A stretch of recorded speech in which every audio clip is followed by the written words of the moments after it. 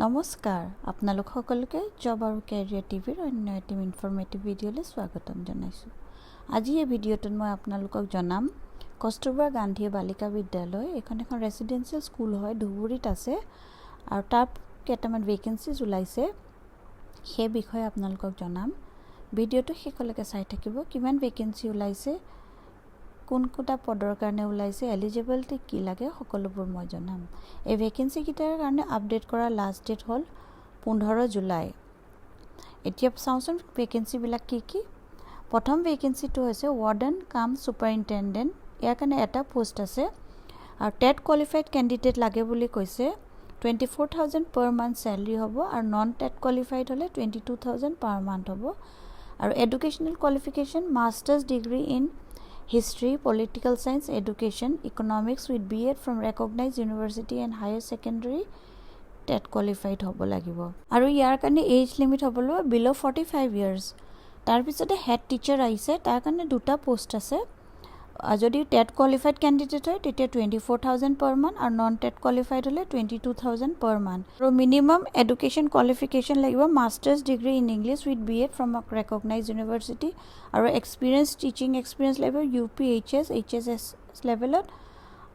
আৰু age limit কৈছে 45 years। তাৰপিছতে ফুল টাইম এছিষ্টেণ্ট টিচাৰ্ছ আছে, তাৰ কাৰণে 40টা পোষ্ট ওলাইছে। মেথামেটিক্সৰ 6টা, ইকনমিক্সৰ কাৰণে 5টা, ছায়েন্সত 6টা আছে, পলিটিকেল ছায়েন্সত 3টা আছে, এডুকেশ্যনত 3টা আছে, লজিক এণ্ড ফিলচফিৰ কাৰণে 8টা পোষ্ট আছে আৰু হিষ্ট্ৰীৰ কাৰণে 6টা আছে।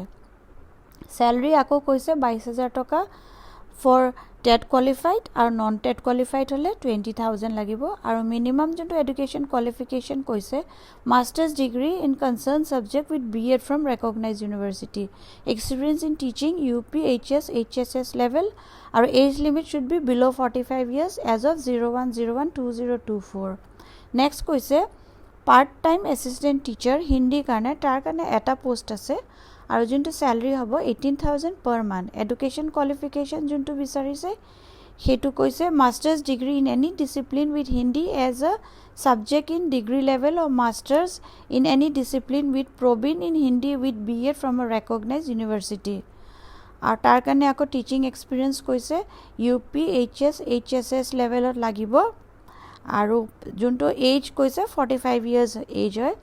আৰু আপোনালোকে যদি ইণ্টাৰেষ্টেড আৰু এলিজিবল হয় তেতিয়াহ'লে কি কৰিব লাগিব, এখন প্লেইন পেপাৰত আপোনালোকে name of the post applied, name of the applicant, permanent address for communication, mobile number, date of birth, educational qualification, work experience along with one attested copy of passport size photograph and all certificate testimonial related to educational qualification experience এইখিনি আপোনালোকে পঠাই দিব লাগিব to the office of district mission coordinator Samagra Shiksha Dhuburi latest by 15 July 5টা বজাৰ ভিতৰত। আৰু ইয়াৰ যোনটো লিংক আছে আৰু বাকি ডিটেইলছখিনি মই ডেছক্ৰিপশ্যন বক্সত শ্বেয়াৰ কৰি দিম। আপোনালোকৰ যদি কিবা ডাউট সুধিবলগীয়া আছে তেতিয়া কমেণ্ট যোগে সুধিব পাৰিব।